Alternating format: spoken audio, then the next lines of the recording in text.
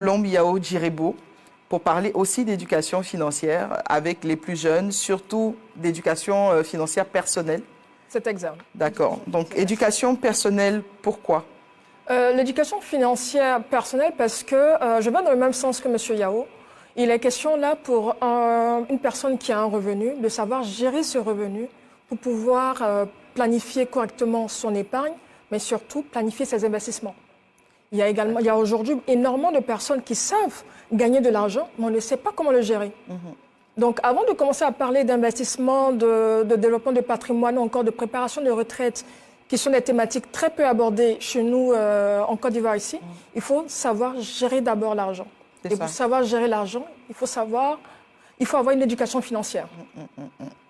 Alors, Yao Colombe Djirebo est une personnalité remarquable des finances personnelles, de la gestion de patrimoine même en Côte d'Ivoire. Donc, vous avez été honoré déjà en remportant le Grand Prix CGECI 2022, CGECI Académie du patronat ivoirien, ainsi que le prix spécial Yellow Startup 2022. Donc, c'est des preuves qui sont déjà faites de ce parcours et de cette passion pour les finances. L'intelligence financière, c'est quoi et comment on évite de tomber dans les pièges de la dépense compulsive? Ça, c'est un vrai problème d'actualité. D'accord. Pour moi, l'intelligence financière, c'est notre capacité à savoir gérer l'argent, à savoir choisir les bons produits financiers qui sont adaptés à notre situation. Parce que nous sommes dans un environnement où il y a environ une trentaine de banques, il y a énormément de produits financiers, on parle énormément d'inclusion financière, mais comment parler d'inclusion financière dans un environnement où l'éducation financière fait défaut?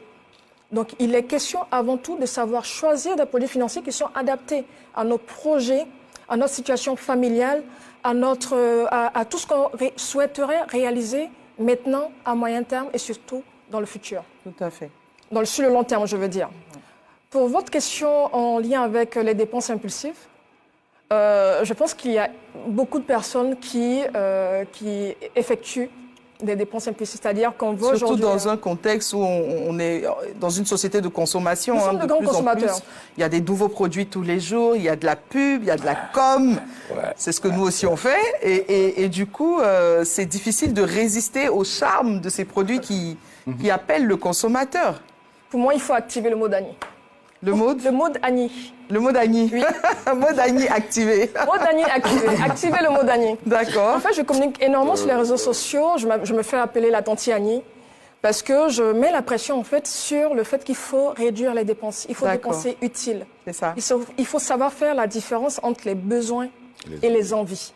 Parce que quand on est constamment en train de satisfaire nos envies, finalement, on oublie l'essentiel. L'essentiel, c'est quoi? Il ne s'agit pas uniquement de faire entrer l'argent, mais c'est de pouvoir mettre un peu d'argent de côté pour pouvoir investir dans un projet. Qui va nous servir aussi à long terme. À long terme, mais la première des choses à faire, c'est d'avoir une épargne de précaution. Aujourd'hui, quand on a besoin d'argent, on pense à la poche du frère, à la poche du cousin. Mais tu ne peux pas compter sur la poche de ton frère quand toi, tu as des exigences. Donc, quand on a des dépenses, on fait des dépenses impulsives, il faut être concentré. Il faut être concentré, il faut se dire d'abord, j'ai peut-être des enfants, je suis toute seule, j'ai les parents qui comptent sur moi, j'ai une grande famille qui compte sur moi, il faut que je sois capable de mettre un peu d'argent de côté. Il faut être capable de définir ses projets, savoir à quel moment on veut les réaliser. Quand on n'a pas d'objectif pour notre argent, les autres en auront pour nous. Tout à fait. Parce que quand on va venir nous présenter une belle robe, un beau sac qu'on ne va sûrement pas porter le mois en cours, ce n'est pas une dépense qu'il faut faire en fait. Donc on revient toujours à la base. La base c'est, est-ce que cette dépense que je vais réaliser est réellement une nécessité aujourd'hui? Connaître ses priorités. Connaître ses priorités, tout part de là. Si on n'a pas une très bonne connaissance de nos habitudes financières, ce sera très difficile pour nous de nous dire « Ok, là, je fais face d'abord aux priorités, aux dépenses familiales, aux dépenses personnelles qui sont importantes, et après, je vais satisfaire tout ce qui est secondaire. » Tout à fait. Donc, voilà un peu ce que je pourrais vous dire pour limiter. Il y a énormément de choses. On pourrait passer toute la journée dessus. Oui, ça c'est sûr. Nous revenons donc à Colombe Yao Djirebo pour parler d'intelligence financière et d'éducation financière. Vos techniques s'adressent à des jeunes, donc à des jeunes travailleurs aussi qui gagnent déjà de l'argent. Comment ils doivent réussir à épargner, à s'organiser. Et pour mettre cela en place, vous avez associé à cette éducation financière la technologie avec une application qui est censée permettre à tous ceux qui l'utilisent justement de mieux gérer leurs finances. Elle s'appelle comment cette application et comment elle fonctionne? L'application s'appelle SmartFin App, mais avant toute chose, je voudrais préciser, notre service n'est pas uniquement destiné aux jeunes travailleurs. D'accord. Notre service est destiné à toute personne qui désire réellement savoir mieux gérer ses finances et pouvoir investir, développer un patrimoine, préparer la retraite. Donc, non, on ne va pas se dire uniquement les jeunes, parce qu'il y a des personnes qui sont peut-être dans la cinquantaine qui veulent aussi pouvoir assainir leurs finances pour pouvoir préparer leur retraite. Tout à fait. Pour revenir à l'application, l'application s'appelle SmartFin App. SmartFin App. Qui est disponible déjà sur Android et sur iOS.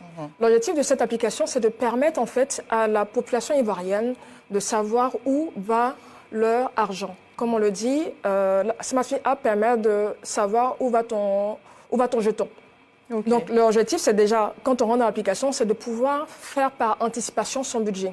C'est-à-dire que celui-là, on est fin septembre, octobre arrive, il faut qu'on puisse se poser et puis lister toutes ces charges, les dépenses familiales, les dépenses personnelles, les dépenses exceptionnelles, les crédits que certaines personnes ont. On télécharge l'application sur iOS, sur Play Store. Play Store également, donc peu importe, il faut avoir juste un smartphone, télécharger l'application. Pour iOS, par contre, il faudrait un lien. Et j'invite toute personne qui souhaiterait télécharger l'application sur iOS. Bon, de partir sur notre page qui se nomme SmartFin Patrimoine. SmartFin Patrimoine. SmartFin Patrimoine, voilà. Ou mon profil, c'est Colombiao Djirebo, ou avec le hashtag La Tantiani.